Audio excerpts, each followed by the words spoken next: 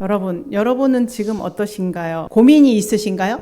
평안한가요? 어떤 어려운 문제에 빠져 계신가요? 아니면 평안하신가요? 여러분은 평안한 상태가 올 때 어떠세요? 평안을 잘 지키세요? 평안이 지루해요? 한번 생각해 보세요. 여러분들이 가만히 자신을 보던가 사람들을 관찰해 보면 갈등, 고민, 고통이 그냥 어디선가 막 와요? 아니면 자기가 그렇게 갈등을 만들어 가거나 고통 가운데 가든가요? 여러분이 평안한 상태일 때를 한번 생각해 보세요. 평안하다.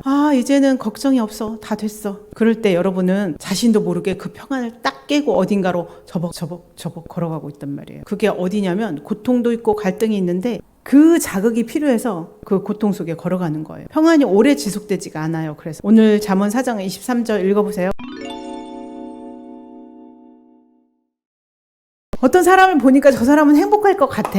분명히 그 인생에 원하던 것도 얻었고 만족한 상태인데 왜 저 사람은 그 만족을 계속 가져가지 못하고 고통 속에 빠질까? 근데 사람들을 관찰해보면 그 고통을 자기가 만든다는 거예요. 여러분은 어떤가요? 분명히 나는 지금 평안해야 될 것 같은데 원하던 것이 이루어져서 만족한데 이만하면 괜찮은데 여러분들 한번 보세요. 어떤 고통이 있어요? 어떤 고민이 있어요? 어떤 갈등이 있어요? 괜찮죠? 근데 왜 불안해요? 왜 나는 뭔가를 향해서 걸어가고 있죠? 뭔가 새로운 자극을 하고 있고 자기 마음을 지키라 했잖아요. 가장 지키기 어려운 게 자기 마음이라서 그래요. 아무리 만족해도 그 기쁨을 오래 지속하지를 못하고 금방 까먹어요. 막 기뻤다가 그게 당연하게 되고 막 기뻤다가 당연하게 되고 그러다가 어떤 고통과 갈등의 상황으로 자기가 자기도 모르게 걸어가요. 그러면 그동안에 쌓아왔던 것들이 모래성처럼 확 무너지는 그런 행동들을 하는 사람이 있다는 거예요. 여러분 마음이 있죠? 마음. 누구의 마음이에요? 내 마음, 내 거네. 내 마음이니까 맘대로 돼요? 왜 내 건데 안 될까요? 자, 마음대로 참 안 되는 게 내 마음이에요. 자기 마음. 그런데 기도하고 막 그러면 자기 마음이 자기 마음대로 잘 되던가요? 그래요? 그럴 때도 있겠지만 그렇지가 않아요. 열심히 기도하고 하나님께 딱 매달려 있는데 자기가 자기 마음이 마음대로 안 된단 말이에요. 하나님의 마음에 합한 자 누구예요? 다윗이죠, 다윗.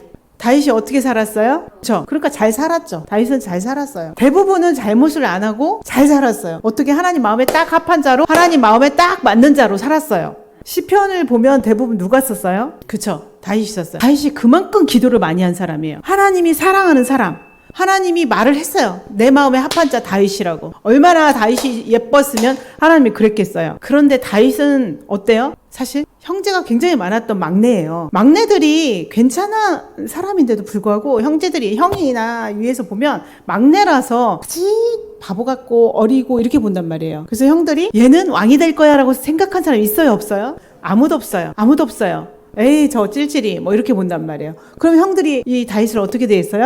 함부로 돼 있어요. 믿어주지 않았어요. 존중하지 않았어요. 다윗의 진짜 그릇을 모르는 거죠. 심부름꾼 취급밖에 못 받았어요. 골리앗과 싸우겠다고 하니까 까불지 말고 빨리 집에 가. 니까지 깨보. 이렇게 했단 말이에요, 형들이. 절대 그 능력을 믿어주지 않았어요. 그런데 그런 다윗을 하나님은 왕으로 세워주셨고 왕권을 굉장히 강화시켰어요. 왕도 왕 나름이잖아요. 왕이면서도 그냥 나라 흔들리고 왕권도 약하고 이런 왕도 있는데 다윗은 그러지 않았어요. 다윗은 젊어서는 많은 고생을 했지만 왕이 되고는 절대 권력을 가졌죠. 국가는 어땠어요? 아주 튼튼해지고 부강해졌잖아요. 그렇죠? 그럼 이제 어때요? 그 말재로 살면서 야 니까짓게 뭘 해? 형들이 너 빨리 집이나 가. 심부름이나 해야지 네가 뭔데? 뭐 이런 말을 들었던 다윗이 이렇게 왕이 되고 그냥 왕이 된 게 아니라 굉장히 인정받는 왕이 되고 그랬으면 어때요? 마음에 만족이 와요? 와야죠. 평안이 와야죠. 만족하고 평안이 왔어요. 다윗한테 왔어요. 부유하고 없는 것 없고 다 만족스럽고 평안을 누리는 일만 남았어요. 그런데 그 평안을 못 누렸단 말이에요. 이상하잖아요. 그럼 우리는 지금 현대를 살고 있는 우리는 어떨까? 한번 적용을 해봅시다. 여러분들 고난이 위험해요? 평안이 위험해요? 왜 그렇게 생각하세요? 평안이 위험해요? 우리 평안을 바라잖아요. 평안하기를 원하고 기도하잖아요. 하나님이 샬롬하고 평안을 주시잖아요. 내가 질문을 이상하게 했는데 여러분은 대답을 왜 더 이상하게 하시는 것 같아요? 사실 다윗의 인생을 쭉 보면 사무엘하 11장에서 다윗을 쭉 보면 다윗은 고난일 때가 아니라 평안일 때 인생 때에 위험한 사건을 일으키게 돼요. 참 희한하죠. 그렇게 고생하고 쫓겨다니고 죽을 것 같고 막 이럴 때는 막 하나님 나 좀 살려주세요. 하나님 막 이러고 살다가 다 됐어. 다 이루었어. 누가 감히 다윗을 뭐라 하랴. 이런 상황. 말만 하면 다 되는 세상. 얻고 싶은 거 다 얻는 그때에 해서는 안 될 짓을 하거든요. 언제나 하나님과 함께하던 다윗. 전쟁이 하나님의 손에 달려있다. 그러면서 승리를 계속했어요. 승리를 거듭하면서 점점 나라는 부자가 되고 안정되어 갔죠. 그런데 우리 잠깐 1절, 2절 읽었지만 다윗은 예루살렘에 있었어요. 그만큼 전쟁도 잘했고 이제는 그 밑에 신하들이 잘하니까 요압이 가서 싸우고 있는 거예요. 근데 2절에 보면 저녁 때에 다윗이 그의 침상에서 일어나. 어때요? 사람들이 아침에 일찍 일어나는 사람들 어때요? 부지런한 사람들이에요. 할 일이 많은 사람들이에요. 근데 다윗이 저녁 때에 일어났다는 거예요. 뭐예요? 너무 한가해. 나는 세상 내 마음이야. 만족스럽고 평안하다는 얘기도 되거든요. 그래서 다윗은 언제나 하나님의 뜻에 합한 사람으로 바른 길로 갔던 사람이에요. 말도 조심하고 행동도 조심하고 쫓겨다닐 때도 사울한테 쫓겨다닐 때도 시므이라는 사람이 와서 막 저주를 하고 이럴 때도 신하가 나와서 저 사람을 치라고 그러니까 다윗이 뭐라고 하냐면 저 입을 통해서 하나님이 나한테 하시는 말일 수 있잖아요. 그냥 두세요. 이런 겸손한 사람 봤어요? 자기가 기름 부음까지 받았고 왕이 될 건데도 그랬던 사람이에요. 고난 중에 있으면 사람이 굉장히 겸손해져요. 이상하죠? 근데 평안 중에 있으면 겸손이 싹 빠져나가고 교만이 확 올라와요. 우리의 적이 뭐예요? 교만이에요. 교만.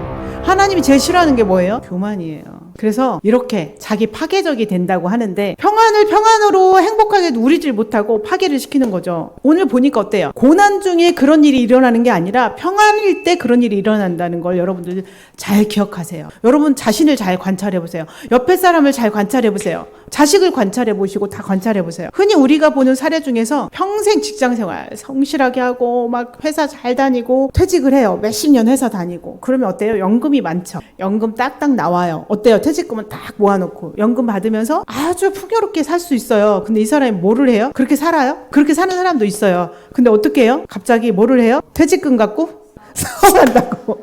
사업한다고. 좀 사업을 해봤어요. 언제? 월급쟁이가? 주식 투자하고 코인 투자하고. 물론 그렇게 직업으로 사는 사람도 있지만 언제 해봤다고 자기 믿고 막 하는 거예요. 평안하게 살 수 있는데 고통의 길로 자기가 저벅저벅 걸어간다니까요. 그래서 이혼도 당하고 다 늙어서 이혼 당하고 그렇잖아요. 또 재산 다 잃으니까 고생길 환하게 생기는 거죠. 그래서 자기 마음을 스스로 지키는 게 상당히 어려워요. 자기 마음을 못 지키면 돈도 못 지키는 거거든요. 원래 고난이 축복이라는 말을 가끔 하는데 이 말을 듣고 싶지 않은 말이지만 때로는 고난이 있을 때 하나님께 납작 엎드리고 기도하고 눈물 흘리고 겸손해져요. 그렇다고 맨날 하나님 고난을 주세요 이럴 순 없잖아요.